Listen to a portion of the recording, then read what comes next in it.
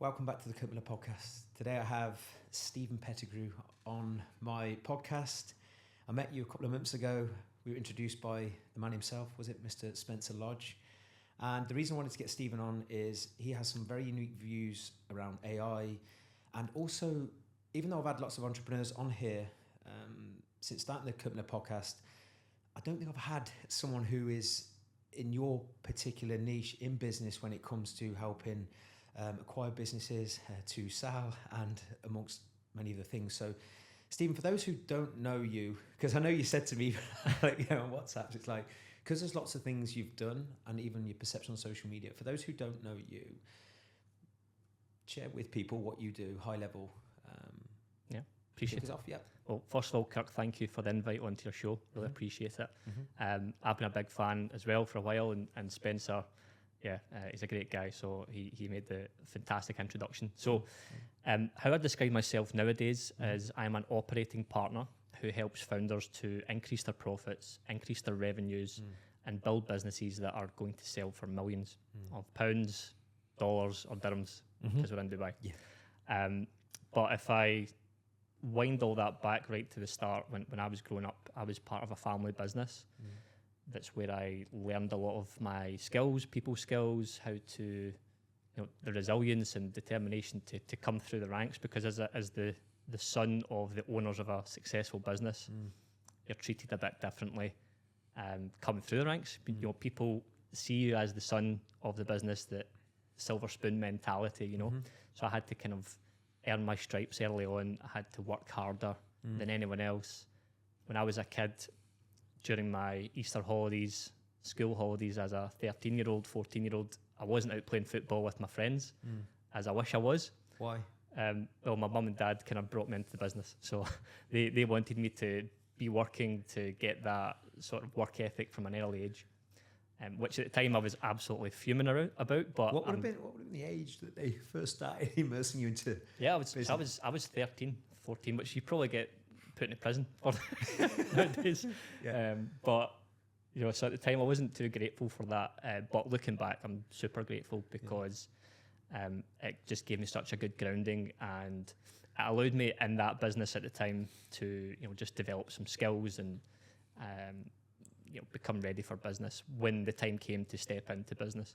So there's lots to unpack in there. I've done a lot of stuff over the years. I've acquired or partnered with over 20 companies. I've started companies. I've been part of businesses that haven't worked. Mentored and coached multiple founders. And as you mentioned, AI is definitely a path that I've been exploring the last 12 to 24 months, certainly. There's a lot to unpack in there, I'm sure. There is. So why is that important to you, and why do you love doing it? So the main driver as to why I help founders nowadays and why I enjoy it is my mum and dad had this business for 23 years. So when I think that business started in 1995. So I was 4 or 5 years old at the time. So and where was that? Where was this? That was in Scotland. Okay. Yeah. Yep. So at the time, this is the thing, I suppose, which is important to say. The first 18 years of that 23 years of the business was super tough for my mum and dad. They were working all sorts of hours. It was very, very intense. Towards the end, it became a £35 million business a year, £4.5 million profit per year, 400 staff. That was the monster it became. But did they come from money? No. Wow. My mum and dad were from council estates. So small mentality beginnings and humble beginnings, especially in Scotland, with great respect. Not many multi-millionaires, especially in that era. Oh, totally. So the town that we're from is a little mining village. So really small mentality in terms of the way people think, and you're not allowed to get too high because they'll bring you back down. That sort of mentality, very similar to most places in the UK. Because I know your backstory as well. You came from council estate, maybe very similar. There'll be a lot of listeners who have that similar mentality too. I'd say 80% of our clients in Built to Last, if not more, have come from nothing. So this will be super relatable if you are you've made money, having come from nothing, or you want to make money and you've started with nothing. So the big epiphany moment was they had the chance to sell that business multiple times.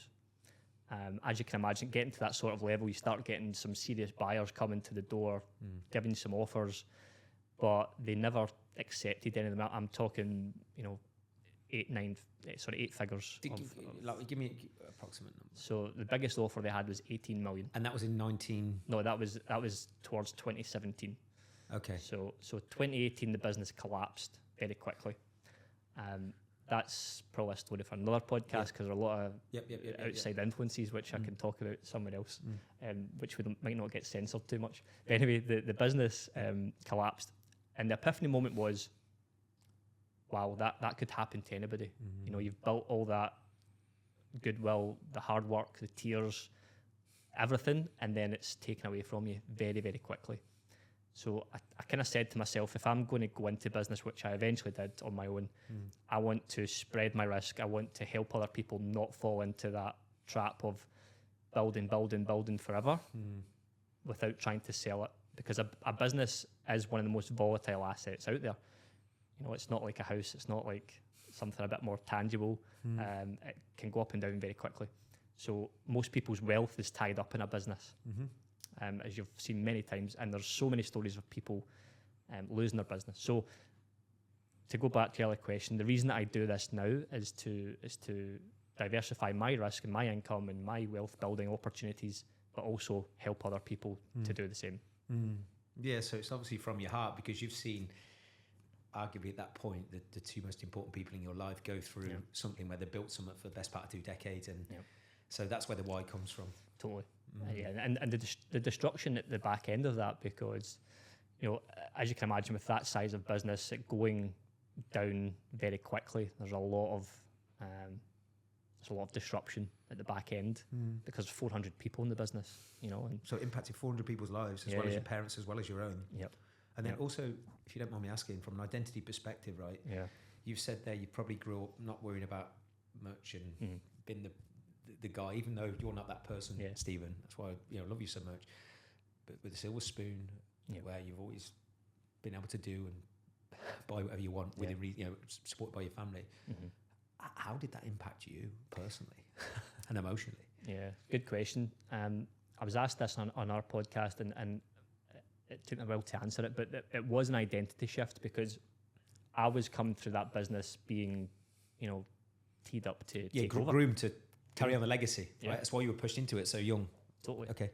And I hadn't really considered too much until towards the end of, I might have to go and do something else here. So, and that was, what age was I? I was probably 22, 23 when that happened. I was full-time in the business for 5 or 6 years. What was your role in the business? So in the last 2 years, I was the operations director. So I was in charge of all the different departments, the 400 staff, hiring, firing, sales and marketing, ops, office staff, warehouse staff, drivers, everything. So, and that's why it was a great grounding, right? Because I was able to see all different aspects of the business. Having said that, I'm skipping forward a little bit here. That's fine. We'll go back and forward as many times. I do the same. I get it. Being involved in a business at that level is totally different to starting a business and owning your own business. 2 completely different things, which I'm sure you can probably relate to as well, because all the pressure is on you as the founder at that point. So yeah, it was an identity shift, and it took a little while to come round to the idea of, right, I'm going to have to change here. I'm going to have to pivot and work out what I want to do. What am I good at? What is my why? Going back to what you asked earlier. So, but again, when I look back at the time, it was painful. But I wouldn't change it for the world. What did you learn most about you? Okay, 2 questions. Learn most about you, and learn most about business. If you could say, learn most about you, the one thing, and the 1 to 3 things maybe that you learned most about that pain, but also that period going through that with your parents. So the pain aspect was definitely not to put all your eggs in one basket. I think that's more important now than ever, because of all the disruption going on in the world. Like, everyone can feel it. You can't ignore it. You need to try and diversify and build a moat around you as a founder, as a highly paid consultant, even as employees maybe listening to this. You need to add extra strings to your bow nowadays, because things like AI can disrupt you and all sorts of things. But back then it was definitely understanding that me as a person, I'm not very good. Sorry, let me rephrase that. I'm good at managing people. I just don't enjoy managing people. So when I look back on that time, managing all those different people in the business, I was good at it, but I didn't enjoy it because as a manager, and I've said this before as well, I think a manager is one of the worst jobs in the world, because as the manager, you're sitting at a desk in an office or whatever, and everyone comes to your desk with all their problems, and you have to be a sponge to that. And I'm very solution driven. That's the way I am. So I'm always trying to problem solve and give solutions to people. So a bit of a learning point back then was that I reflected and realised that I don't want to manage people if I can avoid it.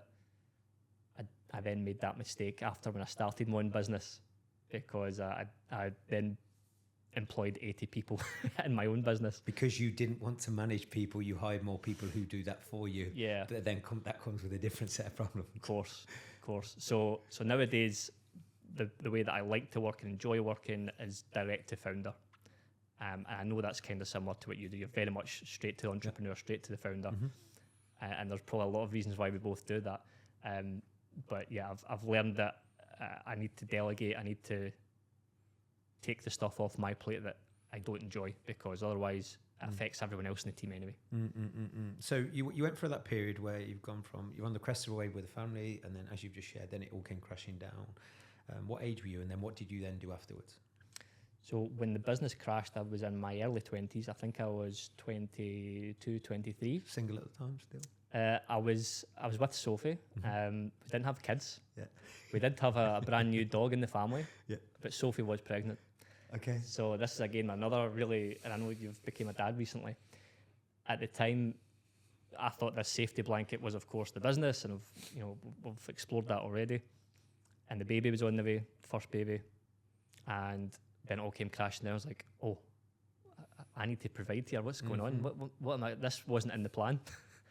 So I had to, when I left the business, when the business collapsed, I took a few months off, reflected. I took some jobs. Do you mind sharing? Yeah, of course. So my profession, if you want to call it that at the time, was transport manager. So I was ops director of the business, but my speciality was transport. Had the licenses to run big fleets of vehicles and all that sort of stuff. So I took some jobs as transport managers within some big firms locally to where I lived. And that was an experience as well. So having worked in those companies, I realised I really, really don't want to be an employee. That was like a big moment. I was like, there's no way I'm going to do this. I need to do something on my own, because although I was treated very differently in the family business because of being the son, you had to work harder. I also had autonomy. I could also make decisions, and I had flexibility in the role. Whereas in these roles that I went to work in, although they were reasonably paid at the time, didn't have that flexibility, and you're micromanaged, and that was not for me at all. I think we're both of the opinion we like a bit of freedom. I'm not very good at taking listening to Gabby, let alone the people who I don't love, with greatest respect. I get it. So that didn't work. Then what? Because obviously front end now, like you say, you're an AI growth advisor, you're a mentor, like you say, you partner in businesses and help people mentor to scale businesses and sell businesses. That didn't happen by chance. So what was the next step there, especially at such a young age, when I know at a later age now, the emotional internal pressure that you can put on yourself when you've got a family and a mouth to feed. Yeah, totally. And it is different. So what happened then was I started some businesses, and when I say started, I started a little recruitment consultancy business, because again, it was another skill set that I'd acquired during that time. I was recruiting people all the time, hiring, firing. Sometimes I enjoyed the firing aspect. Why? Well, if you brought someone in and they weren't performing, and they were just a bit of a, don't know allowed to swear on here. Yeah, so you quite enjoyed the firing sometimes. But some people don't. Yeah. They don't like the conflict. Yes, exactly. Yeah. And they people please, and then that person sits in the role, and then that costs them emotionally or financially, and then that's a great way to put it. It's a tax that you have to pay at some point. Mm-hmm. You know, if you don't deal with conflict in whichever form it comes, and I know that's something in your program that you definitely teach people to take things head on, and if you don't, it's going to come back and bite you on the arse. Mm. So I started this little recruitment company. Didn't work out. Why? Going back to what I mentioned earlier, starting a business requires a completely different skill set. For those who are at the starting phase of a business or potentially considering starting a business, can you elaborate on that a little bit? So you have I had no concept of managing cash flow. I had no concept of building a lead generation system where leads were coming in and then I was closing. I was relying on my network, which only goes so far, especially when you're a startup. I think some people aren't built for starting a business, and that's okay. Dan Priestley, who you might be we're both fans of, he actually says, before you go and start a business, go and be a number two. Mm-hmm. You know, go and learn from a founder and just follow him around for 2 years. Mm-hmm. Acquire the skills, see what that's all about. Mm-hmm. I think for anyone starting a business or thinking of starting a business, especially nowadays, here's probably a good tip. I wouldn't start anything that's capex heavy, so capital intensive, that requires to go and buy trucks or machinery. That's very difficult in today's world. You'll know this. A lot of people are winning by deploying AI, by doing info products, selling their knowledge, marketing, etc. Stuff that's nowadays cost effective. But when I was starting out, I didn't have those skills. It was totally different to learn. Eventually, I fell back into a new business that I started in transport, and I got that business within a couple of years from 0 to 4 million in revenue, 80 drivers, kind of bootstrapped it. And the reason that happened, it was a lane that I knew. I knew that lane. You can still know a lane, but to take a business from 0 to 4 million, again, this will relate particularly to people who are looking to start a business, because like you said, it's one thing liking the idea of starting a business, and then I was naive when I started my business too.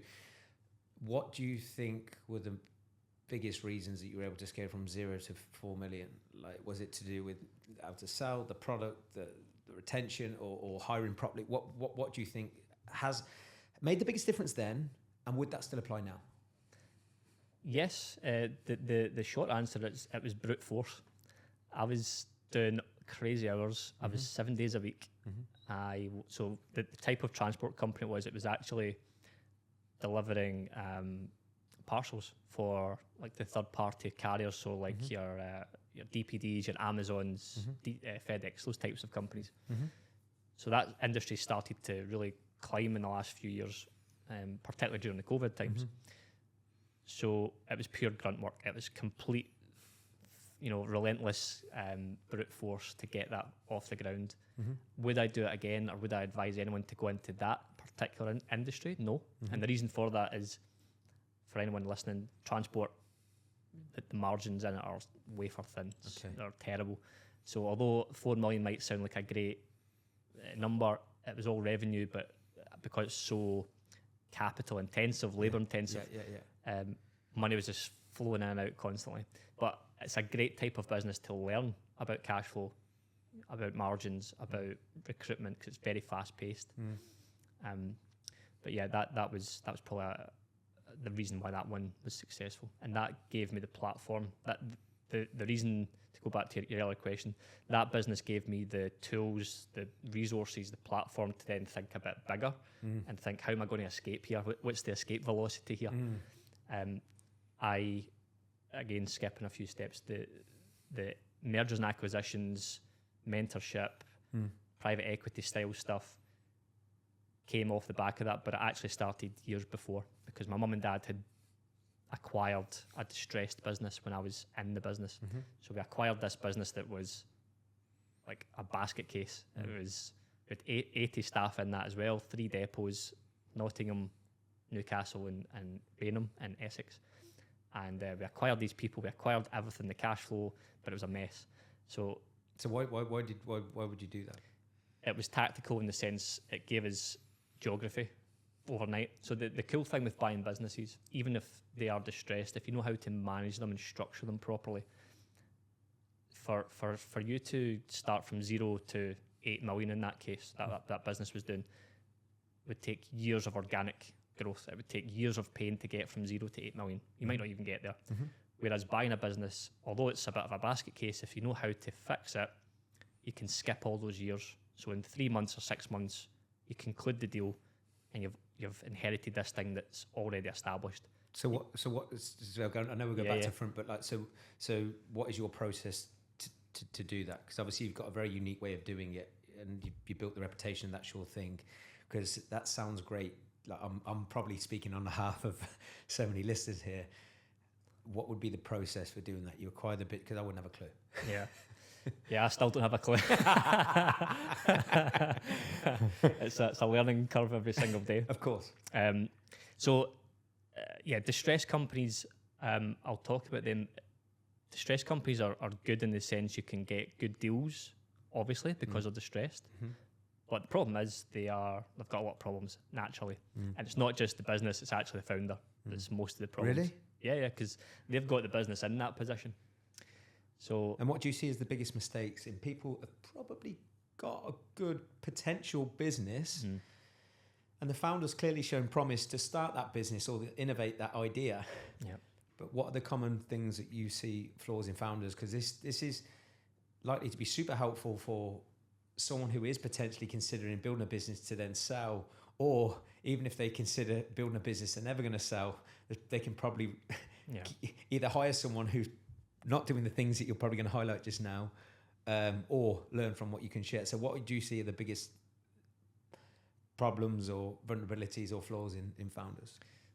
This ties in, I think, pretty well with Built to Last and what you've got. It is identity. Really? Yeah, I think a lot of people, the skills needed to get from 0 to a million, 0 to 5, 0 to 8, whatever it may be, are totally different. That startup phase is totally different to like the maintenance phase, the next phase of growth. You need completely new skills and identity and people around you to do that. And people don't often level up along the way, and they get stuck in the weeds and they take their eye off the ball. When I look at some of the businesses that have helped, they're fundamentally good people. They tend to be good at the thing they do. Like, if, for example, if you're an electrician, you're a phenomenal electrician, but you're a really crap business owner. You don't know how to manage cash. You don't know how to bring sales in or manage payroll, all that sort of stuff, because it's not stuff we get taught at school. No. We have to. I get it. We've all been in that position. I've been in that position. Yeah. So you have to learn along the way, and sometimes it's too late. But to buy a business distressed, there's obviously complexities in there. The thing I was taught many years ago, and it's always stuck with me, is business is difficult, but it's simple. You know, it's in terms of a business, you need to manage the cash, you need to bring leads in, and you need to close them.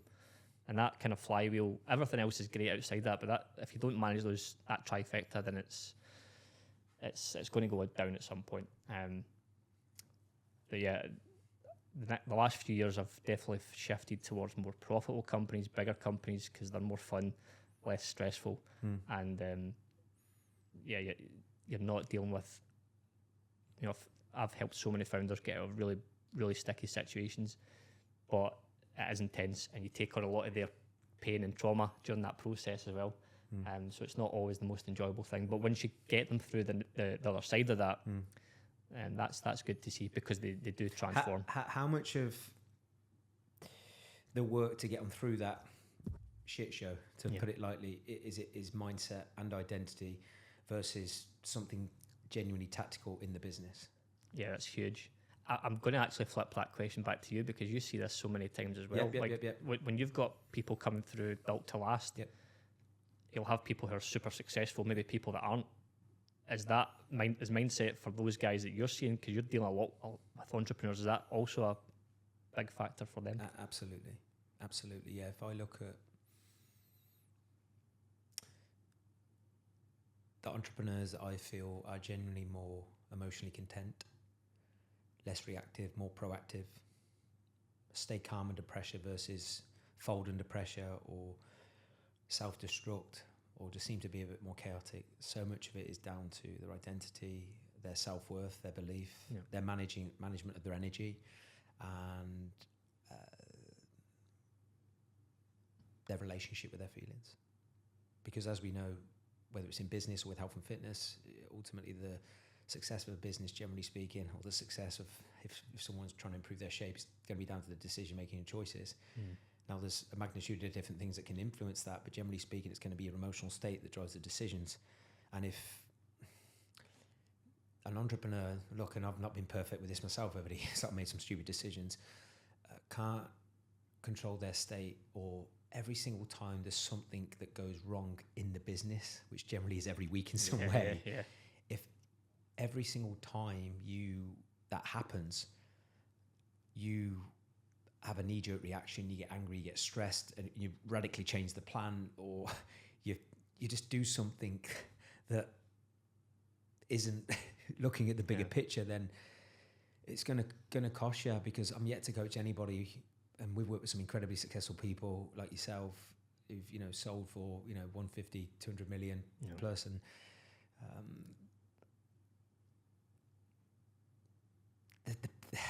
it's the people who, even if they've made that money, it's the people who are more emotionally content, even enjoy the fruits of their labor.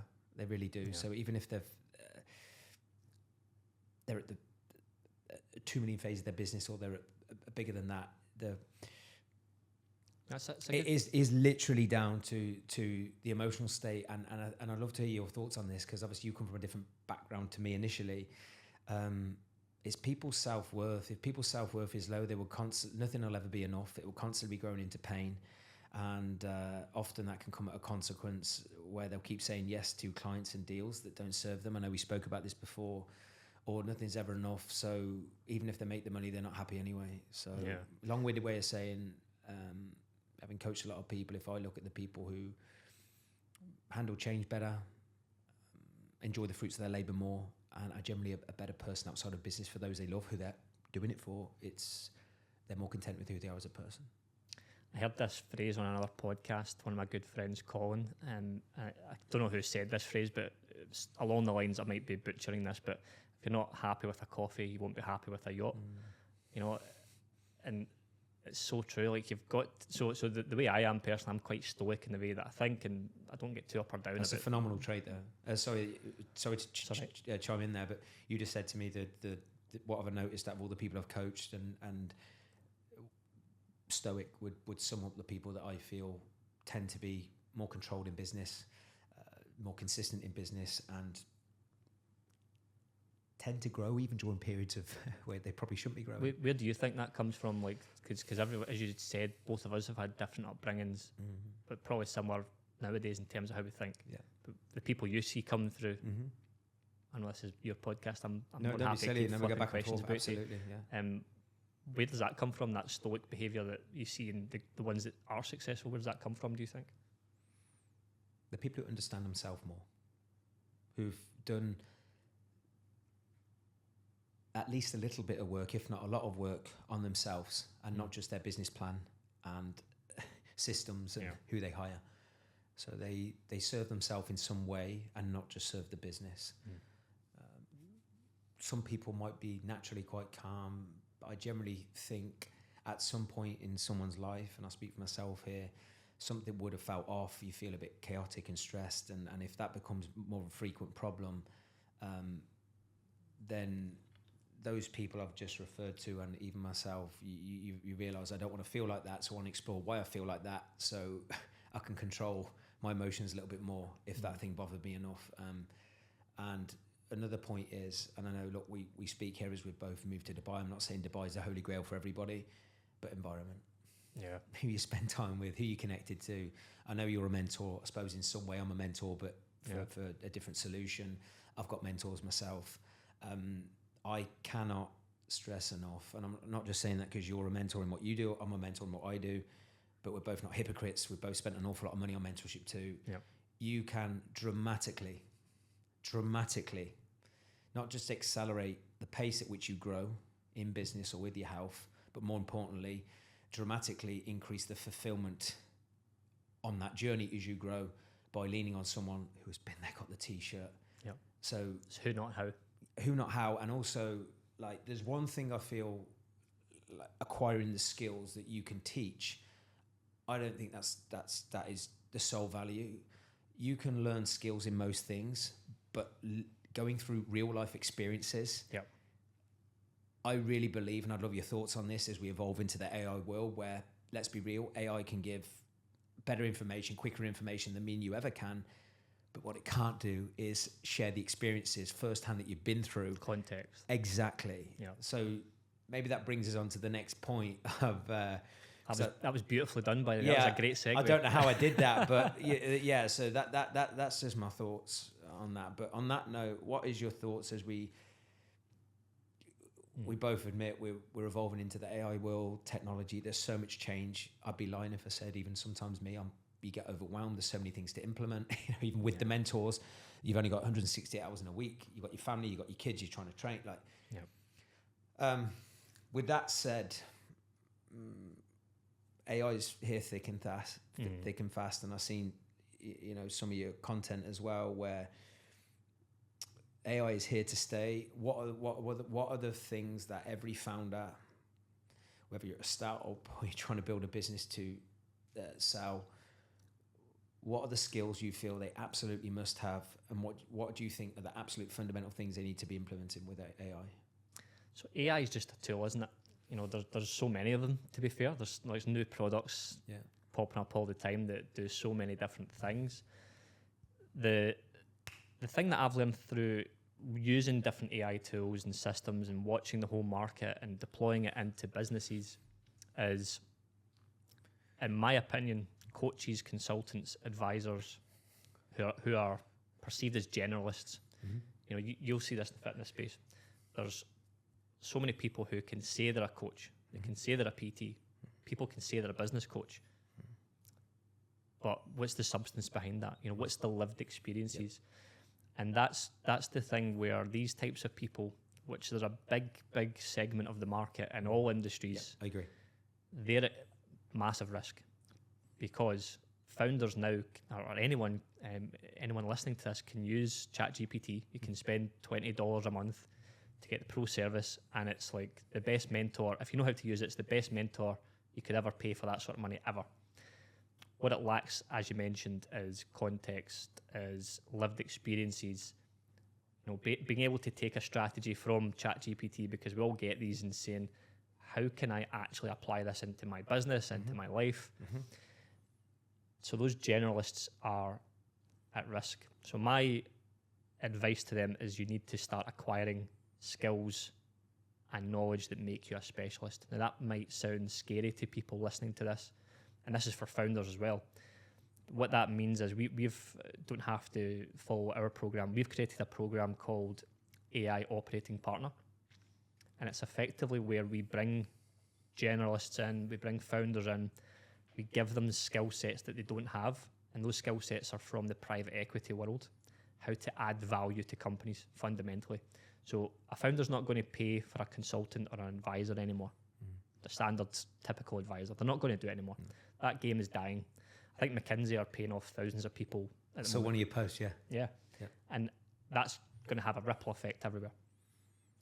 So our program gives them private equity growth strategies that fundamentally drive profits, build a more valuable business, the same strategies we use, and they're augmenting themselves and the business with AI. What do you mean by that? Sorry, for layman's terms, when you say augmenting the bit, what do you mean? So if you look at the majority of businesses right now across the world, they are traditional type businesses. They're not ready for the AI world. They don't, similar to what I've certainly felt in the past, you mentioned that AI can be overwhelming. Yes. There's so many different lanes you could go down. Is it a customer service tool that I deploy first? Is it a lead generation tool? Is it a tool that checks on my finances and where do you start? And as a founder, you don't have the time to, it's a full-time job in itself. Yep, just to evaluate that, I agree. Totally agree. Just to figure out what's the one thing that I need to focus on with AI. So what people need to do is figure out how to use AI and deploy it into businesses to ultimately drive a result. Because people now are like founders and businesses, they're going to look for more than ever results and impact rather than generic advice. Yep. And what does that mean when you boil it down? More profit, more revenue, more sales, more cash in the bank, real tangible things that a ChatGPT of this world cannot give them. But those businesses that I mentioned, the baby boomer businesses especially, they are totally inequipped for the new world that's coming. I'm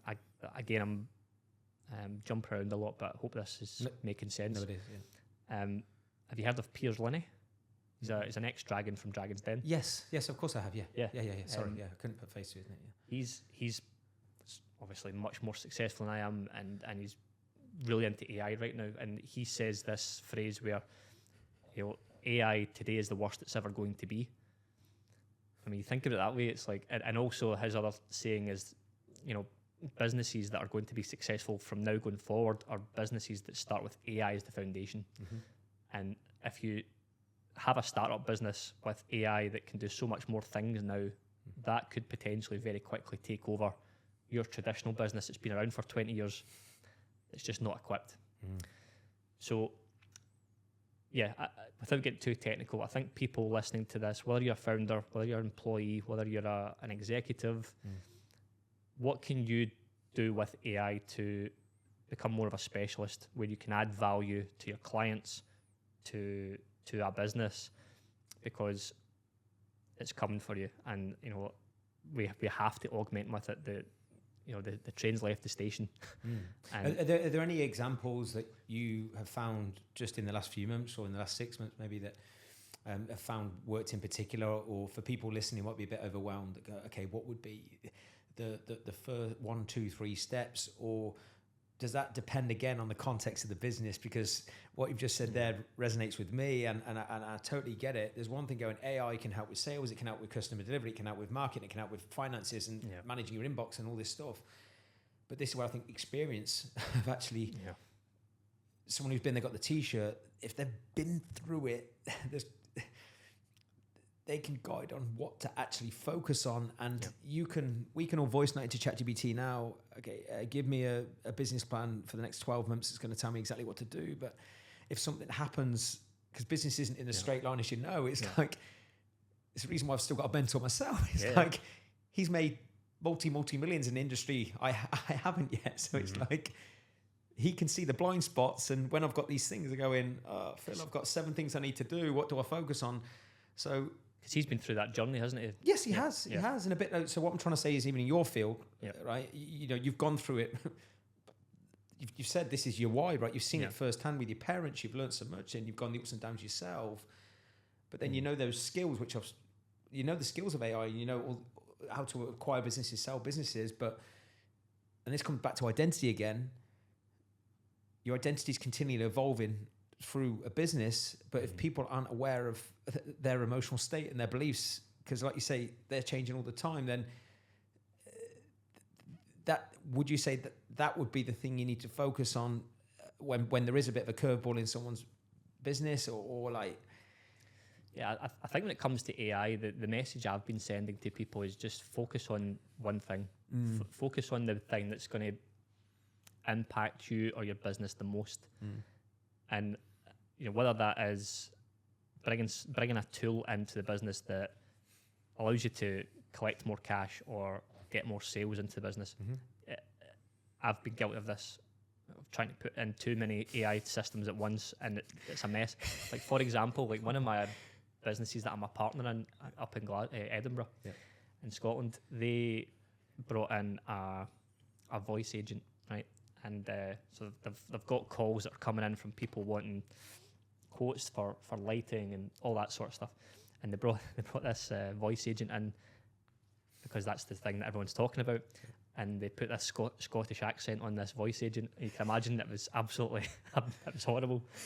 So, and they actually named it Duncan. That was the AI's name. Okay. But anyway, this thing was taking over the phone calls, and all the customers were complaining. There was big pauses when this thing was trying to answer. It was getting their name wrong. It was doing so many terrible things, and we spent a bit of money on this thing. So it's burnt a load of leads. Yeah, burnt a lot of leads and relationships, and you can get caught in the hype of all this stuff. Yeah. Right? But there is a bit of testing. So again, we tried that out. We tested that. Yeah. If anyone came to me now and said, I'm looking to put a voice agent into I would, well, let's be careful here. First of all, are you based in Scotland? Forget it, because it doesn't do Scottish accents too well. And I know you're part Scottish, so you understand the. I'm not going to start whipping out my Scottish accent, my friend. I've tried and failed many times. That voice note you sent me was funny. Yeah, horrendous. So, yeah, I think it can be overwhelming for anyone listening. Focus on one thing. You have to explore this stuff. To not do it would be ignorant and would be naive not to. But focus on one thing that's going to provide the biggest impact to your life or your business, and that will give you the confidence to then do the next thing. If you're getting a result, whether it's profit, cash, could be anything. Get that result, get that confidence, and then go to the next thing, rather than trying to deploy 10 different AI agents to do different things. Another example where one of the tools we have, we've got an AI operating system that does a lot of different stuff. But one, can you tell me more about that? Yeah. Is that again? Yeah, that can be operating system is such a. Okay, what does it mean? It's a generic term, isn't it? Yep. It's the system we have is mostly for lead generation and sales. So what it can do is it can send emails to your prospects. We can have AI agents in the pipeline where as soon as someone responds to say they're interested in your product or service, the AI agent replies and is undetectable to the prospect. They have no idea they're talking to an AI agent. And the ultimate aim of this particular system we have is to book discovery calls or sales calls or podcast calls directly into your diary with warm prospects. So does that analyze the data does it analyze everything from how many people have opened emails, the whole, when they come in through the pipeline, so that analyze every single part of that prospect's journey? Yeah, it does deep research. We then filter the leads and we clean them all up and make sure they're verified. So this is for your perfect ICP, your perfect customer. It then communicates to them en masse, 24/7, 365 a year. It doesn't take time off. It doesn't get sick. It doesn't phone in sick. It's a great tool. But the beauty of that tool is not the outbound, it's the communication when someone says they're interested, when they signal that they're interested, because you might have seen this with people in your team in the past, that you've got now or you've had in the past. Human beings, we procrastinate, we put things off. You get tired. Yep, you get tired. You get tired, you get sloppy, and even, too much. Even if you're fit as fuck, you're going to get tired, or you got to attend to the family, or and that becomes, that compounds when you have kids and all that sort of stuff. So nowadays you don't have to have 5-10 salespeople in the team. You have one or two really good ones who can close, but a lot of sales teams or lead generation teams in the past relies on them going and prospecting, them going and cold calling, them sending the manual email, responding to the email, booking them in. There's so many touch points that a human is involved. Nowadays, and this is not just our system, but nowadays that can be completely automated. I just wouldn't do it through cold calling, because it's through AI agent calling, because it's not great. But yeah, there's lots of practical uses. Even when if I was to talk about a couple of really cool tools that I use, that'd be great. The best one, honestly, is I love using Gamma. If you've heard of it, Gamma is basically, you can build presentations, sales presentations on Gamma using a prompt. So you can, once you've had a chat with a prospect, you take the transcript of the call, or you just put in a couple of prompts on the generator, and it builds a beautiful presentation that, in previous terms, for me to build that through Canva or PowerPoint would take me hours and hours and hours. This thing does it in 2 minutes. So what platform does it create the presentation? It's on its own host platform. So Gamma.ai, I think it's called. Okay. And it only costs like 19 quid a And month. it's accurate? Oh, it's phenomenal. Really? It's so good. I'm I'll listening to myself. I'm speaking to myself because I use PowerPoint. Yeah, and it's I'll show you after. It's phenomenal. Really? And it does it in your own brand colours and everything you want. Do you just send an example of your current one, what you're currently doing? Or? Yeah. I can share some with you now or after. But so we've got the types of offers we have is we've got two main businesses: the AI operating partner I mentioned. Yeah, explain them just for anyone listening, because I know. Sorry, I go off on a lot. No, don't be silly. No, don't be silly. Because I just So explain exactly, just from a business perspective as well. Like how can people work with you? So AI operating partner, we take consultants, coaches, and advisors, and we teach them how to add value to companies and protect themselves from being wiped out by AI. In that program, you'll get AI tools, you'll get private equity strategies, and ultimately, what that means for you is you can earn in at least 5 different ways from companies. Those 5 different ways that we teach are retainers, profit share, revenue share, affiliates, and equity. Now you might not get all 5 of them from a client or a founder. You might get 1 or 2. Mm-hmm. And if you can do that across multiple companies, you've diversified your risk across multiple cash flowing assets.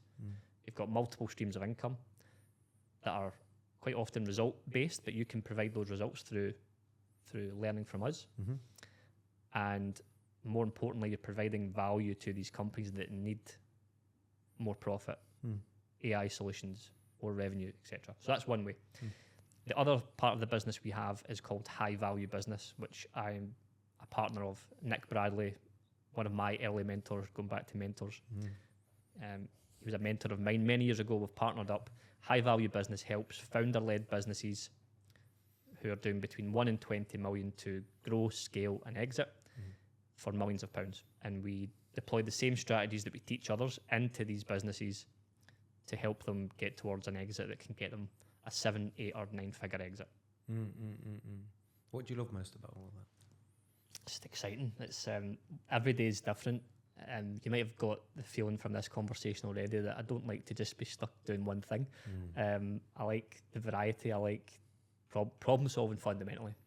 So I like different challenges, different businesses, different countries where, what I will say is most businesses, doesn't matter where they are in the world, they tend to have the same problems, just a different owner. But yeah, I love the variety. I love fixing problems. I love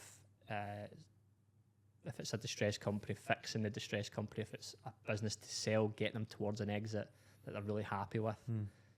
And the AI operating partner thing is giving people who are potentially worried about their future, it's giving them a new thing where they can provide value and protect their income going forward. No, great.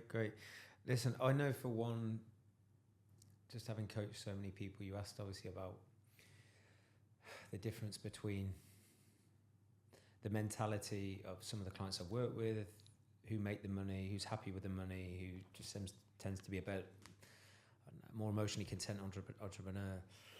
Even some of these guys, myself included, the last couple of years, especially becoming a dad last year, I've never known a period where there's been so many people who've been a bit more overwhelmed than previous years, and it's due to obviously a lot of change. What would be your advice to anybody listening to this who is feeling stressed, feeling overwhelmed, just as the first port of call, other than reach out to yourself, right? If they couldn't work with you, what would you say? First port of call, if they are struggling to know exactly what to focus on in their business or even with themselves? It's a great question. And this is something I've learned only recently, the last couple of years. It might be something you do, for example, when you're overwhelmed, but just, I'm curious. Well, I wasn't really heavily into fitness until 2 years ago, as you can tell. You put yourself down. No, sorry, it's all good. Yeah. It's a Scottish way of... I get it. Yeah. Hard on us. Exactly. But honestly, I think, especially having kids, I think as you get old, when you're younger, you can deal with more things in my experience anyway.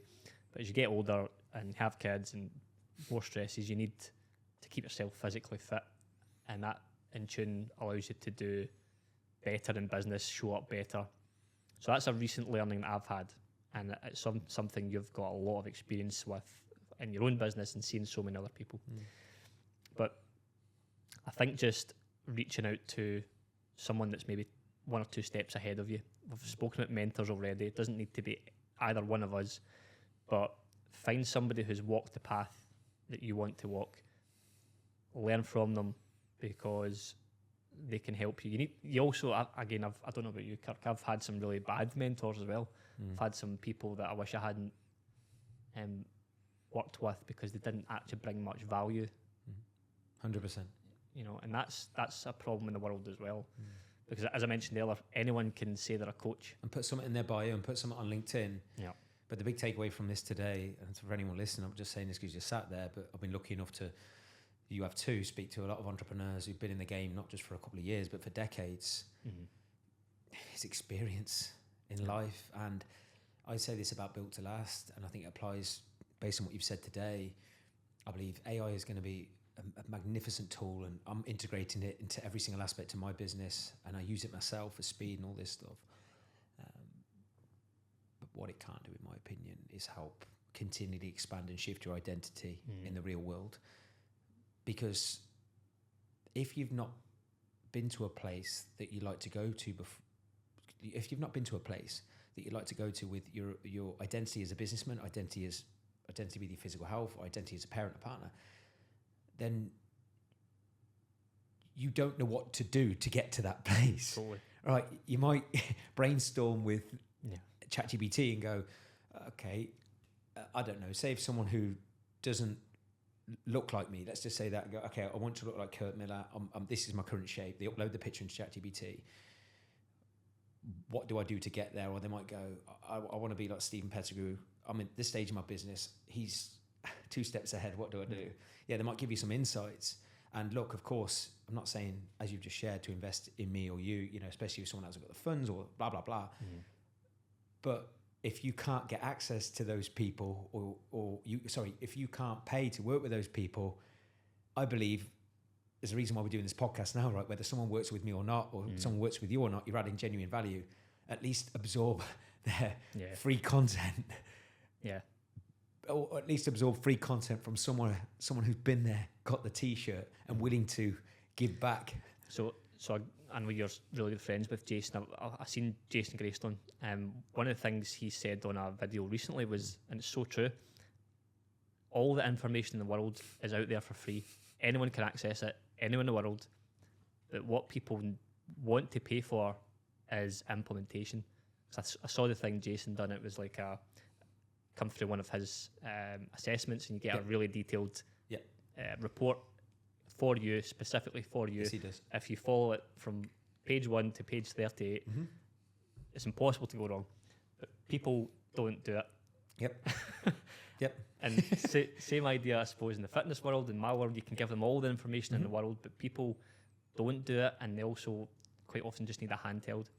So, yeah, it's implementation. Absolutely, it's identity, and what it doesn't give you is in-person connection or tangible connections. In my opinion, that's something AI is never going to replace. Because this is the other thing about ChatGPT. Again, a lot of people don't know this. And when you put something in chat, it's so agreeable. Yes, it does. It agrees with everything you say. Oh, that's a great idea, Kirk. Yeah. You're so clever. It's a yes, man. It's a people, yes, please. I mean, you think about it. The reason for that is it's a platform that wants you to stay on. It wants you to keep engaging with it, rather than, you not liking the advice. So again, this is something I learned from a guy called Dan Martell, who's really, really well known in this space, and especially with AI. Exactly. And if you go into his YouTube, it'll tell you exactly how to configure your ChatGPT so that you get actual real feedback that's going to benefit you, and it's going to challenge you rather than just saying, "Oh, that's a great idea." So it's just little things like that. But yeah, going back to information is free, implementations the premium now, and people like you and I and other people who have actual lived experiences that can help people to get in better shape, build a better business. That's what's actually worth. So anyone listening that's looking for a mentor, is find somebody that's not just got a nice LinkedIn profile, you know, that's got a bit of substance behind them. 100%. And I think that's where the opportunity is for people who can talk live, genuinely, put on the spot. Yeah. Can you talk about what you've just wrote in your post? Yeah. And you don't know who's bringing a question up.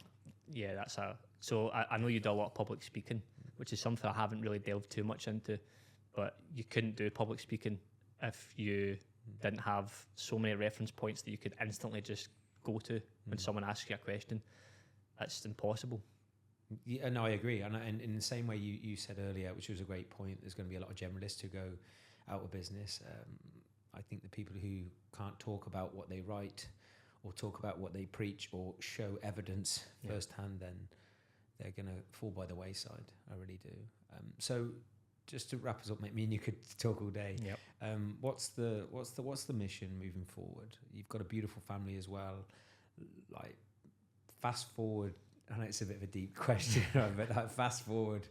So I'm a mad bastard. Yeah, I think of this shit all the time. It probably changes every couple of years, but like, fast forward.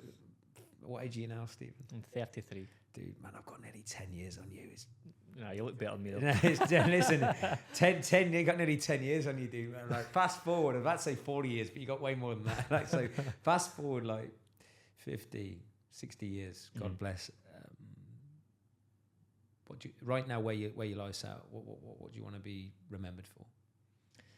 Yeah, really deep question. Great question. I think what I do now, I don't think I'll ever get tired of it. So helping people to have better lives, that's through building good businesses, buying businesses, selling them as well. You know, monetizing that effort you've put in. I don't think I'll ever get tired of that. But one thing I'm definitely guilty of, if I'm honest with you, is I'm a bit of a workaholic, and it's a blessing and a curse at the same time. And what I mean by that is I probably don't take the foot off the gas as often as I should to enjoy the fact that we're in Dubai, for example, and all the things that you can do here. Because this place, and you've been here longer than me, you can get sucked into the hustle and bustle so quickly. And there's so many opportunities and so many things to go after. You need to sometimes just... That's why actually, going back to Spencer for a second, that's why I enjoyed going to his hiking group on a Saturday. I see on the videos, yeah. You do his hike every Saturday, don't you? Every other Saturday. And it's just such a contrast from the city, you know? So, yeah, the mission is to keep helping founders to grow, scale, and exit their companies and have fun along the way. And just because I know you've got kids as well, and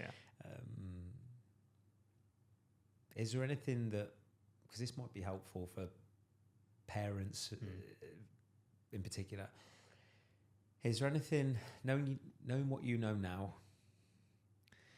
that you really want your children not to do or to do, that based on your upbringing and what you know now, that you want them to, I don't know, forge a new legacy or just think a little bit differently about the world? Because I think about this a lot with Gigi, and it's like, you don't want to bubble wrap your kids, and I don't want to go into personal development with them too early and stuff like that, but there's definitely some things that, knowing what I know now, that could alleviate some pain. Or but is there anything that comes to mind with your kids? It's a different world to probably when me and you were totally kids. I mean, it's a great question as well, because we've thought about this quite often. Dubai's a bubble. This isn't exclusive to Dubai, because there's obviously a lot more opportunities, and you know, everything's more convenient most places in the world anyway. Especially in Dubai, how do we get our kids to be prepared for the real world? Because they're not going to live in Dubai forever. Probably not. Very unlikely. They're going to go back to the UK. They're going to go to different places where it's not like here. And you know, how do we inject some hardship into their life? Because, you know, it's bad to say, most kids, I got bullied a little bit, not intense or anything. Went through some hardships, but those, you know, build who you are.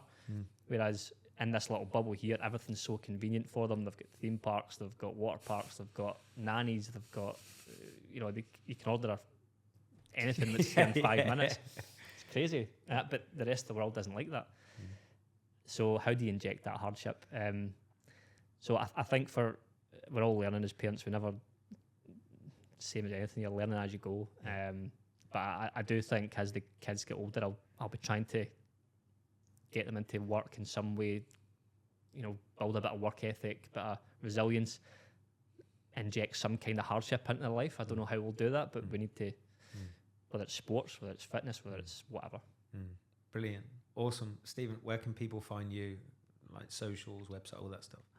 Best place to get me is on LinkedIn. So handle is at Steven Pettigrew Investor. That's where I'm most active. Yeah, other than that, I've got Instagram and stuff, but I'm sure we'll share that and the show notes and stuff. But yeah, it's a real pleasure being on your show, Kirk. Well, I appreciate it. Amazing. So much gold, and we went off in 55 different directions, but with good. No, amazing, mate. Thank you so much. And guys, please check Steven out. Brilliant man alongside a brilliant businessman. So thank you. Thank you, mate.